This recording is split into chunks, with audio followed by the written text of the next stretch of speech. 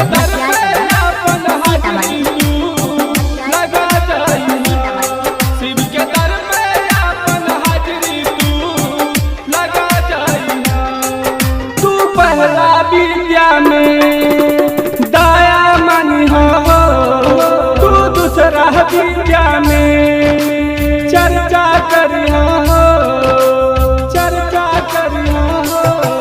तू पहला विद्या में दया मानिहा, तू दूसरा विद्या में गुरु के चर्चा करिहा, तू दूसरा विद्या में गुरु के चर्चा करिहा।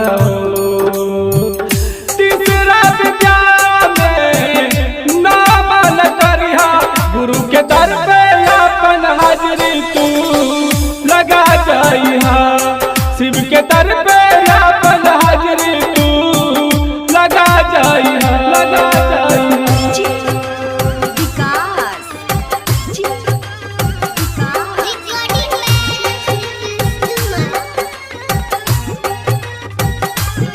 शिव के दर पे अपन हाजिरी तू लगा जाइहा, शिव के दर पे अपन हाजिरी तू लगा जाइहा।